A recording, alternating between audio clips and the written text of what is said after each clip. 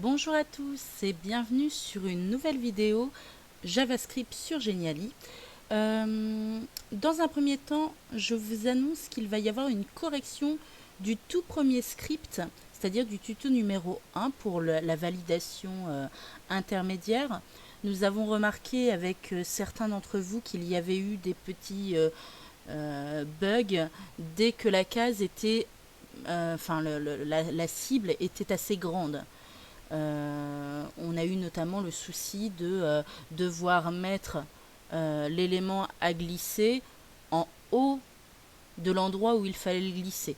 Donc ça, c'est résolu avec la correction donc, du script, sachant que je laisserai quand même l'ancien pour ceux qui sont habitués et qui ne voyaient pas de soucis jusque-là.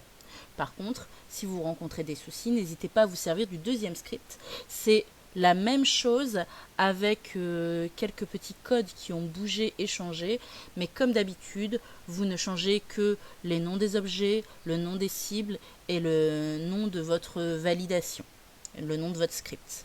Donc, aujourd'hui, qu'est-ce que nous allons faire? Alors, la réflexion sur les statistiques de réussite est encore en cours, mais une personne m'avait dit que ce tutoriel l'intéressait. C'est-à-dire que au lieu de faire une validation intermédiaire, vous allez avoir un petit score qui va s'afficher comme ici dès qu'une réponse est bonne. Donc par exemple, si je reste toujours avec le même Geniali qui me sert de tuto. Donc par exemple, quand je vais mettre mon Louise ici, il va me dire que j'ai une bonne réponse. Et au fur et à mesure, voilà, le score évolue pour arriver jusqu'à 5. Hop. Voilà. Sachant que celui-là, il est encore avec l'ancien script et vous voyez, notamment avec mon le, il faut vraiment bien que je le positionne pour que ça le prenne en compte. Donc, comment est-ce qu'on fait ça? On va aller sur le Geniali sur lequel je n'ai pas encore appliqué le script. Donc, tout votre script va être sur le Bravo, donc sur votre validation finale. Vous allez créer dans un premier temps un nouveau div qui va s'appeler, moi ici, il va s'appeler score. Donc, comme les précédents tutos, la façon d'entrer le nouveau nom d'un objet reste la même. Donc ici, div score. Hop, on n'oublie pas, si jamais vous reprenez sur le script actuel, on n'oublie pas d'ajouter script à la fin. Voilà. J'insère. Ça me met une petite boîte. Et je la mets à l'endroit où je veux voir afficher mon score. On va dire là. Je vous montrerai après comment on peut faire évoluer l'écriture à l'intérieur. C'est ce qu'on appelle du CSS. Je vous en reparle à la fin. Donc sur mon Bravo, je vais aller chercher le script que je vais vous avoir mis, évidemment. Je rentre, comme d'habitude, mon histoire de cible et d'objet que normalement vous mettriez pour rentrer un Bravo normal. C'est-à-dire que le script concernant la base est le même que pour la validation totale, donc le même que le tuto 2.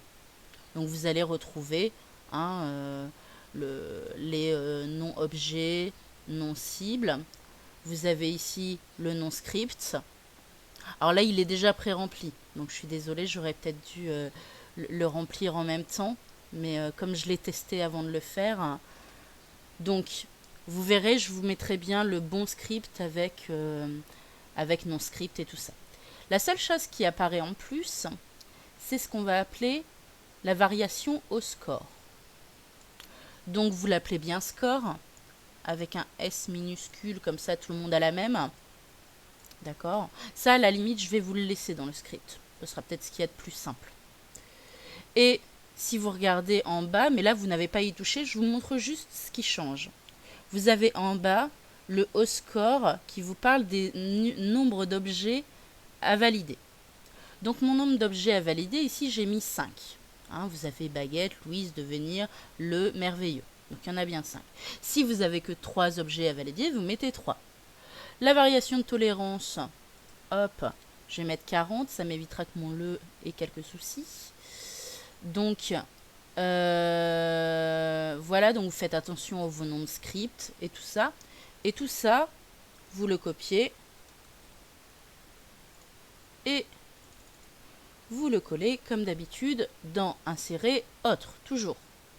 Je l'insère, je le mets avec mon Bravo,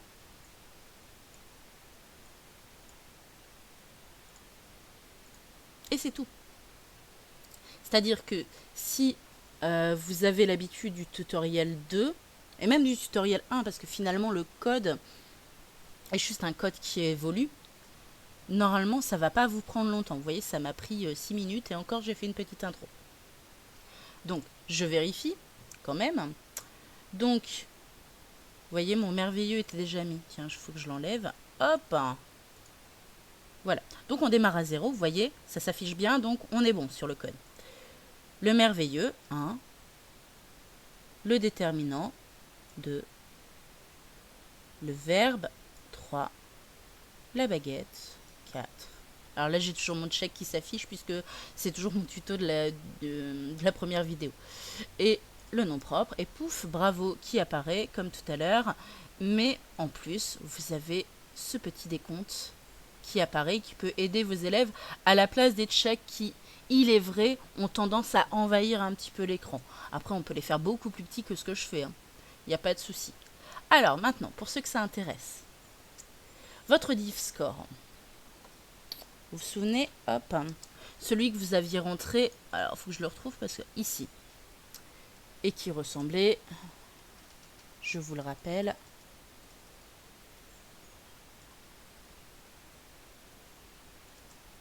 à ça. Hop, divider score.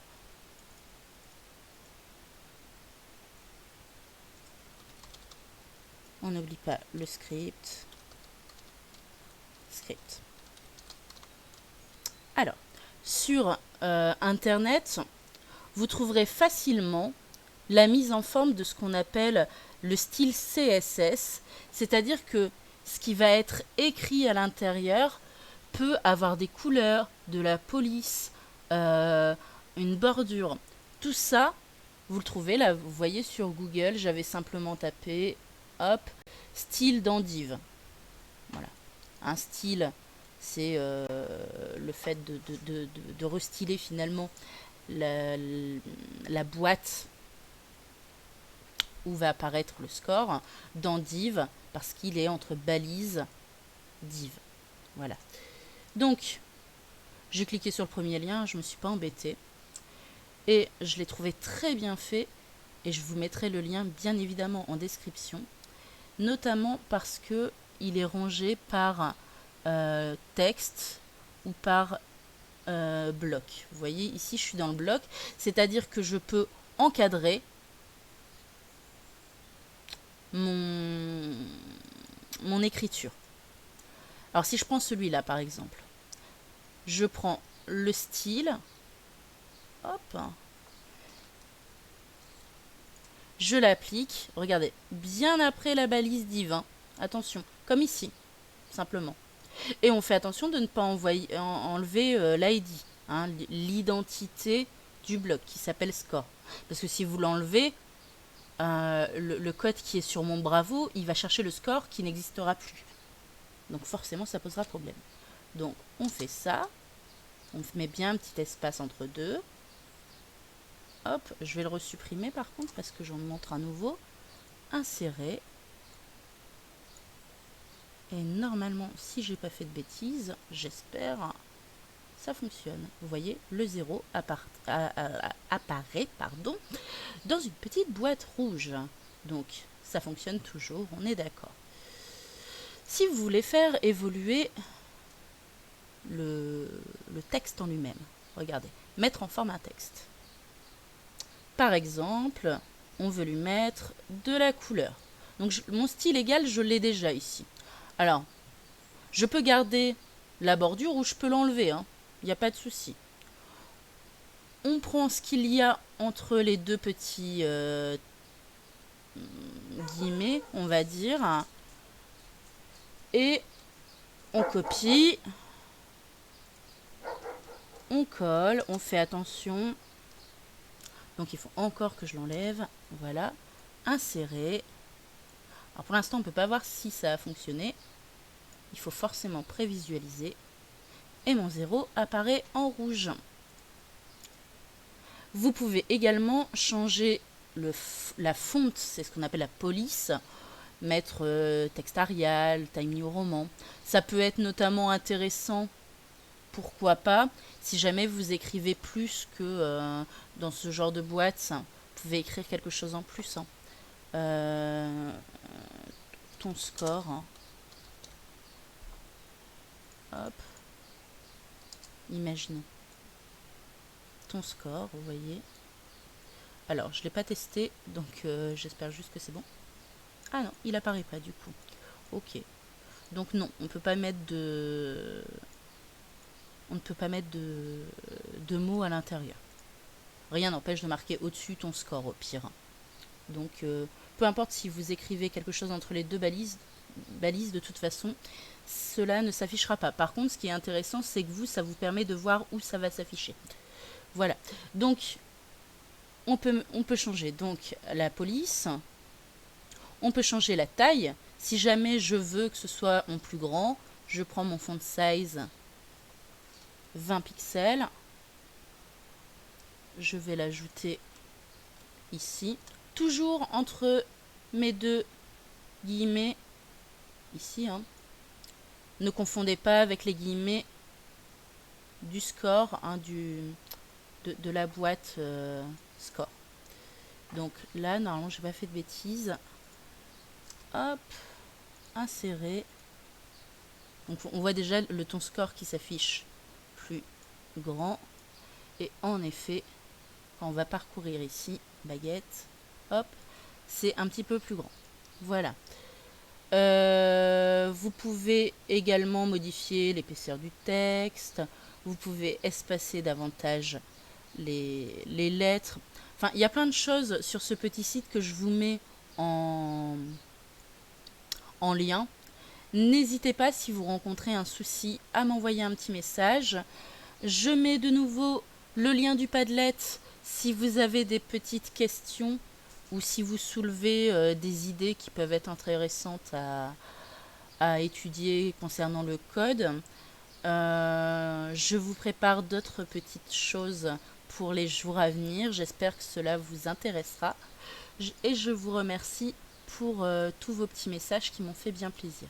Voilà, je vous souhaite une bonne journée.